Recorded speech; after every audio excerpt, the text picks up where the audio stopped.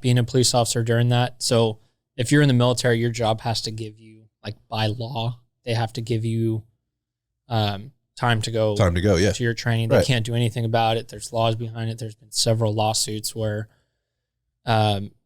your employment will like fuck with you because of your military service. That's a no-no. A lot of employers know that. Like a lot of people would go on deployments and then like they'd come back to their job and be like, oh, we fired you. You're like, we filled your spot or you have to. Yeah. So basically it's like going on maternity leave. Like there are protections there, you know, for both males and females in that sense, but in the true sense. Yes. I'm just going to make a point of that. Yeah. But okay. Yeah. Cheers. So we're going, all right. So you have your mandatory time that you need to spend there. The department you work for allows you to do that time. And what are you doing currently for the department? So patrol? now I'm just on patrol. Gotcha. So I did 4 years on the motorcycle, which was the coolest gig. I got paid to ride a Harley. I got to take the bike home to work, to court. That's pretty cool. Yeah. All that stuff. And that was a cool gig. We got to do all like funeral escorts, really cool training rides, competitions and all that type of stuff. And I grew up riding dirt bikes. I was like, you're going to give me specialty pay to ride a motorcycle and I get to take the thing home. So I save miles and gas my truck. I'm like, fuck, sign me up. So cool. Where do I sign? Yeah. I've never studied harder for an oral board interview before. All right. So the perks of the job. Yeah. Gotcha. So yeah, I'm doing that. And I'm actually realizing that I'm involved in too much. And that's kind of something that we touch on where your fire department, your police department, they want 100% on you. All the time. They're like, hey, your experience, we want you to be a firearms instructor. We want you to be first aid CPR. Hey, you've been on for 6 years. We want you to start training people. You be a part of the honor guard team because you know how to wear a uniform and you're squared away with marching. And then you realize you're in so many collateral duties that you have life. It's just overwhelming. Right. So the bandwidth is just all soaked up. Yeah.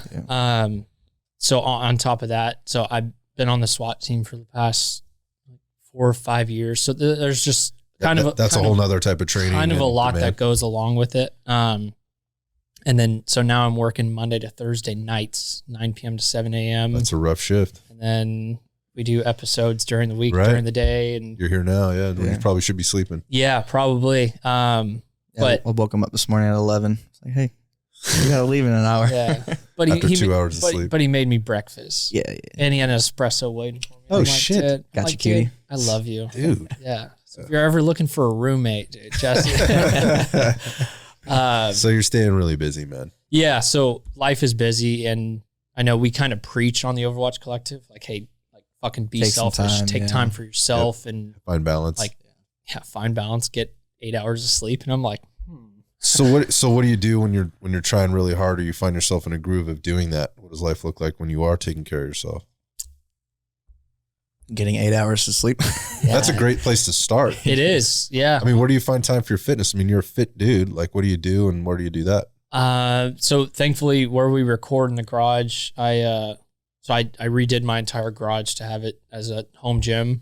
And then I got a workbench with a dirt bike in there and then our podcast table. That's kind of it. Yeah. But honestly, my physical fitness level has declined since going to like weekday graveyard and then obviously starting the Overwatch Collective because I'm at that point where I'm like, I'm so tired that I don't even have the motivation to work out. So maybe I'll work out once or twice a week and we kind of like force each other. And my girlfriend's like big on physical fitness and used to be a CrossFit coach. So she's really into it. So kind of helps motivate me, but it's difficult. I think it's worth talking about actually, you know, when people have themselves so stretched. I mean, we see that as coaches all the time. I mean, the fitness end of things is something we've spent a lot of time around personally, but also professionally and learning why people are challenged and how they're challenged. And it's really easy to say you're just being lazy, but I think you just described really articulately actually that you're less than lazy. You're the opposite, right? You're out there constantly driving. And that's the nature of the job that you have as well. There's a couple different jobs that you have there. And you're trying to give back, right, to the jobs, to the profession. You're also trying to give back to the community at large, the greater collective, right? And it's really easy to get caught up in that. And the irony is your health can suffer, both physically, psychologically, emotionally, and there's a lot of things that go into play there. And just the drive to work out can go away when that especially stress. on graveyard. Yeah, man. I mean, that is a gnarly shift. My mom, all growing up, she worked the night shift at the hospital. She's ICU in recovery for 40 years. And she worked 11 P to 7A, Monday through Friday and every other weekend. And I watched that. And I don't know. She's a fucking champ. She battled through that and did it and was a great mom. And, somehow managed to be at every single fucking thing us kids did, and, supported us, and was a den mom, and was on the boosters club and still did all that stuff. But the point of that is that's just in there. Like, it's just in the DNA to do that. And if you're not wired like that and you're doing those kinds of things, it just makes it that much tougher. I mean, losing the drive to stay fit and challenge yourself, which means staying sharp. So that's, do you guys have like a lot of roles? Does any of your like positions or any of the places that you guys work for, do they actually have incentive for training, whether it's firearms or fitness? Not me. I do, yeah. so there's a carrot there. I guess it's kind of like a carrot. So you can get a doctor's note and you can work out 1 hour during your shift. Wait. That's different than what he asked, though. Yeah. I'm saying incentives. I'm saying like, no. I'm saying no like, does Coast Guard say like, hey, you guys need to be logging in 4 hours a week, and we're going to pay you that. Yeah. We're going to pay you for that. Nothing at all. And what about like firearms instruction? So like as basically security officer, right? Or a law enforcement officer, are you being given, I mean, if you're working SWAT, you're probably getting a different type of experience or a different type of training than your average person that's on patrol. When I say average, I just mean your beat cop, yeah. Right? But what, if any, type of training are you encouraged to do and or potentially compensated to do? For me, there's none. Like if you're just that normal, and I do that with quotations, patrol cop, you might shoot your pistol 3 times a year. You might qualify in the beginning of the year, towards the end of the year, and you have 2 courses of fire, and you do the same courses of fire kind of every year. Granted, they mix up a little bit. And then one training day, you might get 75 rounds to shoot. And obviously this day and age, we know how it is with cops, which is we need to be doing vehicle tactics. You need to be doing officer down drills all the time and preparing for the worst. But the way that the job is and people are getting out, and we're hurting for officers, is there is such a lack of training. And especially with COVID, we stopped all of our training for like a year. So you talk about the normal standard for California officers to train, and then you go through a fucking pandemic and they're like, cool, we're canking all training for the year, which includes firearms, first aid and CPR training, driving, all that type stuff. And then you get involved in an incident where you might have an officer involved shooting or something close to that, which is maybe around a vehicle, and you have to think about angles and ballistics and all that type stuff. And you're like, shit, we have never trained about that. And we've never worked on that. So imagine canking all your training in the height of like anti-cop protests. That's what I'm saying. Isn't this counterintuitive? Yeah. To like what's so counterintuitive. 100%. And so thankfully, I have a really good group of buddies, and I know we've talked about it, JP, with firearms training outside of it. And I've gone to so many different companies and paid out of pocket and paid for ammo to get all this type of instruction. And I mean, it really does show, because it kind of raises your confidence level. And when you're on scene, if you do have to draw your firearm or you have to think about tactics, it's kind of second nature, and you can focus on the totality of the circumstances, and you can think about the big picture and not really have to worry about. It's tactics versus fundamentals. Yeah. That you can focus on, yep. Right? So that you don't get killed, because that's priority number 1. Yeah. Number 2 is do your job and do it well, right? Make sure nobody else gets hurt. Serve and protect. Yeah. Yeah, it's crazy to me. I think this is such an overlooked topic. Yeah, this is something that bothers me from having friends in law enforcement, that like, it's not 100% your fault if there's no incentives. You know what I mean? Like that's definitely like the department, but also like if there is no incentives and you're going to put yourself in a situation where cops have it worse than a civilian. Cause like, yeah, there's like laws that I have to abide by and have like a reason if I defend myself, but it's a little bit more clean cut for me. Like somebody in law enforcement, like you're going to get fucking crucified if you don't do everything exactly right. And if you didn't go through all the steps to make sure this was non-lethal before you went lethal. So like, wouldn't that be like nerve wracking for you guys? Yeah. Going into it? 100%. And my whole mentality with it is every time you send a bullet downrange, you're responsible it's gonna be a lawsuit. You're going to get civilly sued. It's always a 2-year-old fucking girl. Yeah. It's always a 2-year-old girl that gets hit, that you miss the target. It's always a 2-year-old girl. Never 3, never 4. It always has to be a 2-year-old girl. I know.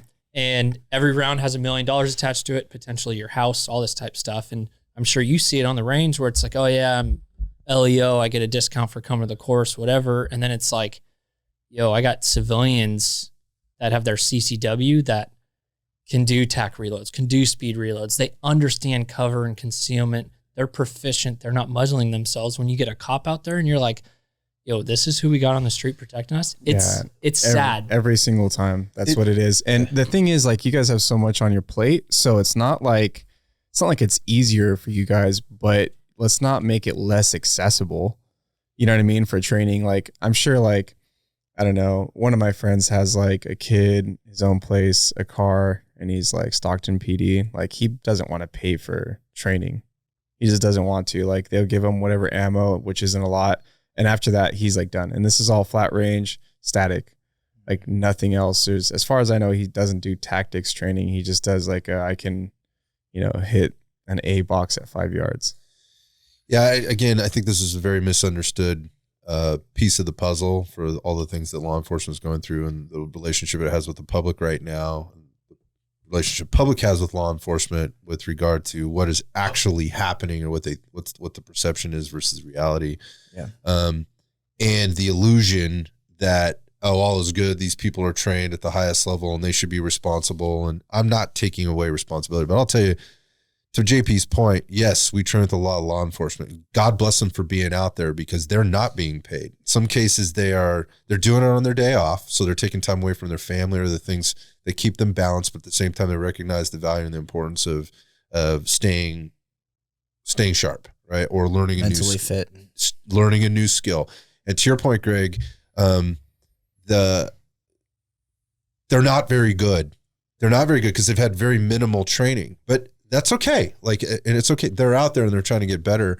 But it goes deeper than that. Like, I've talked to several of them, like, look, I've asked for time. I've asked, hey, can you send me to this thing so that I can get qualified here? Or I can improve my skills. No. Okay. Well, can you give me the time off? No. So it's not even, they're not even getting the time. They can't even get the time off to do it, even if they wanted to do it. So that's a thing. But again, going back to this illusion of safety and public safety, and your point about this is the guy that's protecting me out on the street. I don't look at it that way. I look at it, this is the guy who's out there trying to protect himself first out on the street. And that's a problem, right? That's a problem.